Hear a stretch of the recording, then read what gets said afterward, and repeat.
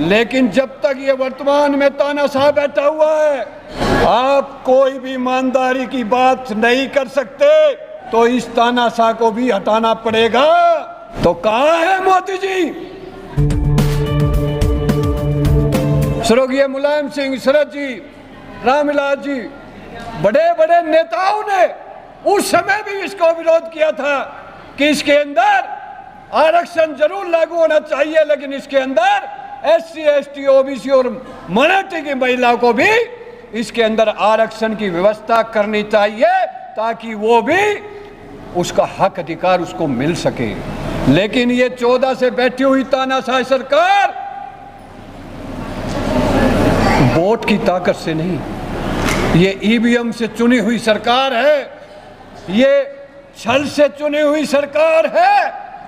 एक तरफ तो कहते हो देश को विश्व गुरु बनाएंगे, इस देश को हिंदू राष्ट्र बनाएंगे, इसमें अमृतकाल चल रहा है, लेकिन पूरी दुनिया में जो युद्ध हो रहा है उस युद्ध का समझौता भी, जो बिल्कुल पाकिस्तान हमारे नजीक लग रहा है, जिसकी कोई औकात नहीं, वो ईरान और अमेरिका का समझौता करने जा रहा है, लेकिन समझौता नहीं हो रहा। लेकिन ये देश का प्रधानमंत्री जो 14 से लेकर ये देश की गोदी मीडिया, ये देश के अंदर जो प्रवक्ता बीजेपी के बैठे हुए, मोदी जी ने पूरे वर्ल्ड में देश का नाम रोशन कर दिया। तो कहाँ है मोदी जी? क्यों नहीं ईरान और ट्रंप को बुलाकर उस युद्ध को खत्म कराकर क्यों नहीं समझौता करा देते? लेकिन इस देश के साथ छल हो रहा है 14 से लेकर अब तक। कोई विश्व गुरु नहीं बना इस देश के अंदर। इस देश के अंदर आज आरक्षण व्यवस्था खत्म कर नौकरी छीनने का काम हो रहा है। इस देश के युवाओं को आज बेरोजगार कर उनको गलत रास्ते पर भेजने का काम किया जा रहा है।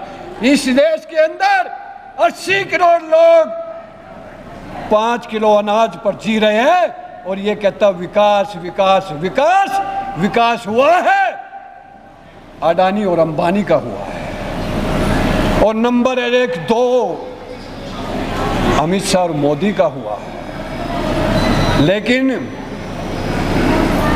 बहुजन समाज के जो 90% जो डायमंड वर्ग है उसके साथ अन्याय हुआ, उसका हक छीनने का काम किया, उसकी वोट की ताकत को खत्म करने का काम किया है, तो इस सरकार ने किया है। इसलिए उठो बहुजन समाज के लोगों, बाबा साहब फूले परियार मंडल कुशवाहा साहब के रास्ते पर चलो और अब जागरूक होते हुए अपने बच्चों को भी आगे शिक्षा देकर और अपने हक अधिकार की लड़ाई को लड़ो, तब जाकर आपको आने वाली पीढ़ी को उसका हक अधिकार मिलेगा। लेकिन जब तक ये वर्तमान में तानाशाह बैठा हुआ है, आप कोई भी ईमानदारी की बात नहीं कर सकते। ये जाति जनगणना भी एक हमारे साथ धोखा है और ये छल किया जा रहा है।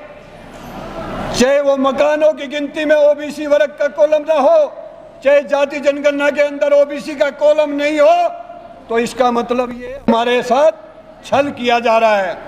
और जो महिला आरक्षण बिल की बात हो रही है संसद के अंदर, उसके अंदर SC, ST, OBC महिलाओं को अगर आरक्षण की व्यवस्था नहीं हो तो वो भी हमारे साथ छल किया जा रहा है। इसलिए उठो और अपने हक अधिकार के लिए जागरूक होकर गांव-गांव, शहर-शहर जाकर इन महापुरुषों के बनाए हुए रास्ते पर चलकर, अगर इस सरकार को जब तक नहीं बदलोगे तो मैं दावे के साथ कह सकता हूं आपका कोई हक नहीं मिलने वाला। आप पर अत्याचार अन्याय रुकने वाला नहीं है। जाति जनगणना ईमानदारी से नहीं होने वाली है। महिला आरक्षण बिल ईमानदारी से लागू नहीं होने वाला है। इसलिए EVM को भी हटाना है और जाति जनगणना करानी है तो इस तानाशाह को भी हटाना पड़ेगा। और उसको हटाने के लिए गांव-गांव, शहर-शहर जाकर हम लोगों को, अपने लोगों को एक साथ लेकर SC, ST, OBC और माइनॉरिटी के लोगों को एक मंच पर लाकर ये लड़ाई लड़नी होगी। और जो वर्तमान में हमारे विपक्ष के नेता जो SC ST OBC के हैं और जो सत्ता में बैठे हुए, उनको भी ये बहुजन समाज के लोग कहना चाहते हैं कि आने वाले चुनाव में अगर इस बहुजन समाज की वोट चाहिए तो इस बहुजन समाज के हक अधिकार की लड़ाई को लड़ो और उनको जाति जनगणना में OBC का कॉलम डालकर ईमानदारी से जाति जनगणना कराओ।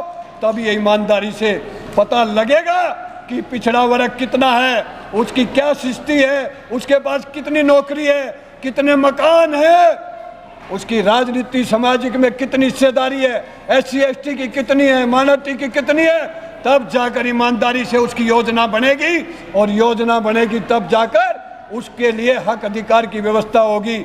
इसलिए वी द पीपल तमाम संगठनों का मैं आभारी हूं जो लगातार पिछले 7 वर्षों से हम इस लड़ाई को लड़ रहे हैं। और वी द पीपल जब तक बहुजन समाज के हक अधिकार की लड़ाई को पूरा नहीं ले लेंगे, हक अधिकार दिला नहीं देंगे, तब तक हम चुप नहीं बैठेंगे। इसलिए हम जितने भी हमारे बहुजन समाज के लोग आए हैं, खासकर मातृशक्ति, हमारी उन सभी को धन्यवाद कहते हुए मैं अपनी बात को विराम देता हूं। जय हिंद, जय भारत।